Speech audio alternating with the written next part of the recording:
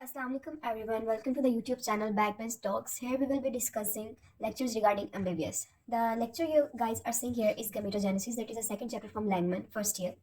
What is gametogenesis? Gametogenesis is the development of the male and the female germ cells or gametes. We all know that male gamete is the sperm while the female gamete is ovum. The development of sperm is spermatogenesis while that of the ovum egg is oogenesis.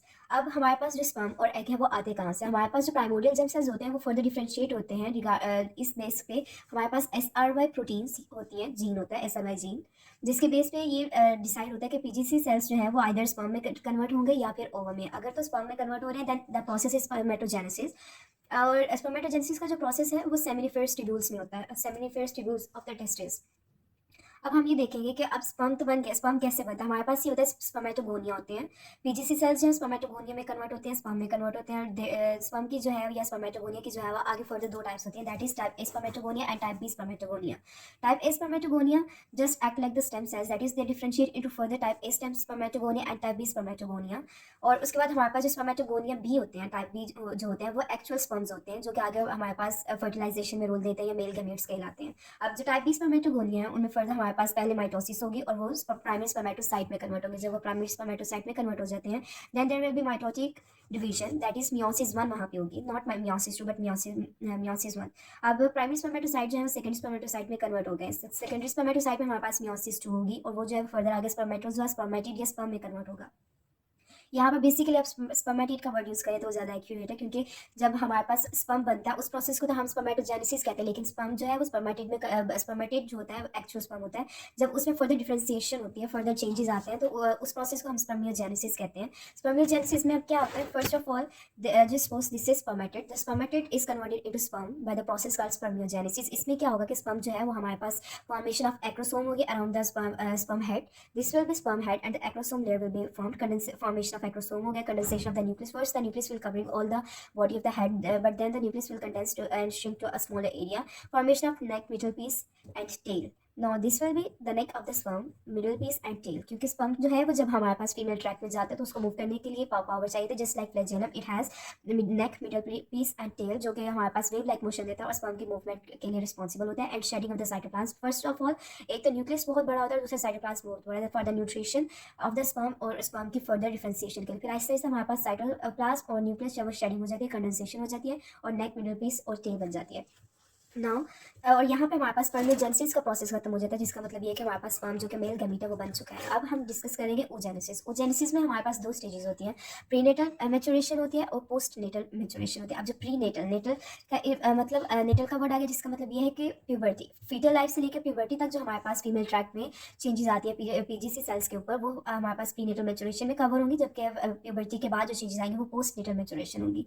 अब हमारे पास prenatal maturation में सबसे पहले होता है formation of primary oocyte. अब आप ये सोच रहे हैं कि प्राइमरी oocyte कहाँ से है? तो हमारे पास ये जो प्राइमोरियल जर्म सेल्स होते हैं इन्हीं को हम ओगोनिया कहते हैं, और ओगोनिया जो है वो फर्दर डिफरेंशिएट होते हैं, प्रोलिफरेट करते हैं और हमारे पास प्राइमरी oocyte बना देते हैं, दैट इज पीजीसी सेल्स. इन्हीं को हम ओगोनिया कहते हैं और ओगोनिया जो है वो फर्दर डिफरेंशिएट हो गया तो प्राइमरी oocyte बना देते हैं. अब प्राइमरी oocyte बन गया, प्राइमरी oocyte जो है वो प्राइमोरियल फॉलिकल बनाएगा, क्योंकि फर्दर प्रोलिफरेशन तो हो रही है सेल्स की. Primordial follicle, primary follicle, growing follicle, this will be oogonia. और इसके इर्द गिर्द हमारे पास सेल्स आके इकट्ठे होना शुरू हो जाएंगे जो कि इसको फॉलिकल्स, प्राइमोरियल फॉलिकल और इस तरह से बना देंगे, पूरा एक सेल का जो है क्लस्टर बन गया. अब यहाँ पर इस जो स्टेज है इसका मेन पॉइंट ये है कि यहाँ पर हमारा जो ओगोनिया है, जो हमारे पास फीमेल गमीट है, वो म्योटिक स्टेज 1 जो है उसमें लॉकअप हो जाएगा. उसकी जो है ना डिवीजन फर्दर नहीं होगी और वो यहाँ पे ऐसे ही रहेगा. अब उसके बाद जो है हमारे पास फर्स्ट म्योटिक डिवीजन तो यहाँ पे स्टार्ट हो गई है, लेकिन वो जो डिवीजन है वो कंप्लीट ही प्रोफेज में जो है ना वो अरेस्ट हो गया डिप्लोटोन स्टेज में. और ओव्यूलेशन तक जब जिसका मतलब है कि जब तक पोस्ट नेटल मैच्योरेशन नहीं आती, प्यूबर्टी नहीं होती, ये इस स्टेज में लॉकअप रहेगा.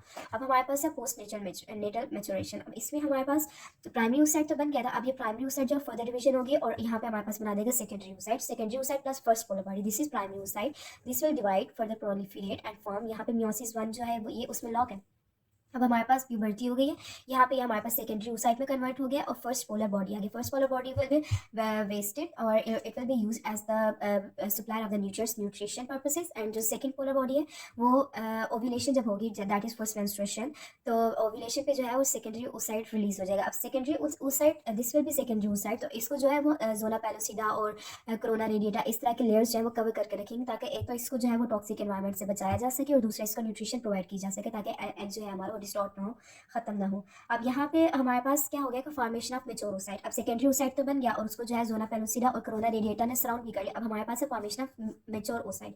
अब फॉर्मेशन ऑफ मेच्योर oocyte में क्या होता है, जब ओव्यूलेशन हो गई है तो हमारे पास जो सेकेंडरी oocyte का सेल है वो माइटोटिक डिवीजन 2, मतलब वहाँ पे मियोसिस, यहाँ पे तो मियोसिस 1 में वो रुक गया था, अब यहाँ पे ओव्यूलेशन हो गई, सेकेंडरी oocyte बन गया। अब हमने यहाँ पे मियोटिक डिवीजन 1 कंटिन्यू हो गया, प्रोफेसिव जो अरेस्टेड स्टेज थी उसकी वो खत्म हो गया, अब वो आगे फर्दर प्रोसीड कर गया। Then there will be meiotic division 2 and in the meiotic division वो मेटाफेज तक जाएगा।